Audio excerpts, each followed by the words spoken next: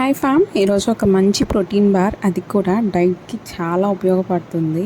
అది కూడా ఇంట్లో చూసేద్దాం. మీకు స్వీట్ క్రేవింగ్స్ వచ్చినా లేకపోతే చాక్లెట్ క్రేవింగ్స్ వచ్చినా ఇవైతే మంచిగా ఫుల్ఫిల్ చేస్తాయి. సో దానికోసం ముందుగా పీనట్స్ అనమాట. పీనట్స్ రిచ్ ఇన్ ప్రోటీన్ కదా, సో దాన్ని తినొచ్చు. తినకూడదని కొంతమంది అంటారు, బట్ మంచిగా తినొచ్చు. అది చేసుకొని దాని మీద కొంచెం ఫ్రై చేసుకోవాలి, బాండీలో వేసుకొని. అది ఫ్రై అయిన తర్వాత పొట్టు మొత్తం తీసేసి నీట్గా క్లీన్ చేసి పెట్టుకోవాలి. అండ్ నెక్స్ట్ బెల్లం అయితే పాకానికి పెట్టేయాలి. షుగర్ అయితే ఫ్యాట్ ఉంటుంది, కానీ బెల్లం అయితే అస్సలు ఉండదు. అండ్ ఆల్సో మంచిది, ఐరన్ కూడా. ఆ బెల్లం పాకం రెడీ అయిన తర్వాత మనం ముందుగా ప్రిపేర్ చేసి పెట్టుకున్న పల్లీల్ని వాటిలో వేసేసి కొంచెం తిప్పి ఆ పాకం అనేది గట్టి పడినంత వరకు తిప్పుతూ ఉండాలి. ఆ తర్వాత వేడిగా ఉండంగానే ప్లేట్లో తీసేయాలి.